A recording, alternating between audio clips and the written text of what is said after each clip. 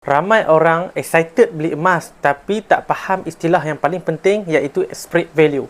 Video kali ini saya akan terang kepada tuan-puan apa itu spread value. Dan jangan lupa save untuk rujukan yang akan datang. Kalau anda tak tahu apa maksud spread value, anda akan rugi dalam anda beli emas. Spread value bermaksud perbezaan harga jual emas dan harga beli emas. Contoh mudah, harga semasa hari ini RM600 untuk 1 gram.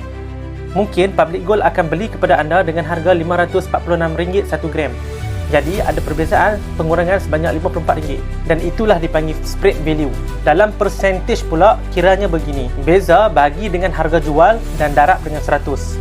Seperti contoh tadi, RM54 dibahagikan dengan RM600 harga per gram dan darab dengan 100%. Lebih kurang dalam 9% spread. Kenapa spread value penting? Kerana spread value akan tentukan keuntungan yang anda dapat. Kalau spread kecil, anda cepat dapat untung. Tetapi kalau spread besar, anda lambat sikit dapat untung. Sebagai contoh, gold bar Public Gold ada spread 6 hingga ke 9% sahaja.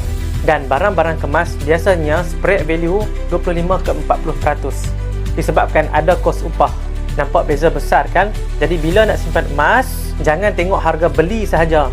Anda kena tengok juga spread value. Spread itu rendah, lebih cepat dapat untung. Jikalau spread itu tinggi, anda lambat sikit dapat untung. Jadi kesimpulannya, spread adalah kos yang tersembunyi di dalam simpanan emas yang ramai tak sedar. Dan lagi anda faham apa itu spread value, lagi mudah anda menyimpan emas. Dan di sini, Public Gold adalah menawarkan spread yang paling rendah. Anda boleh rujuk pin di video saya dan saya akan tunjukkan bagaimana cara untuk anda menyimpan emas. Sekian daripada saya. Assalamualaikum.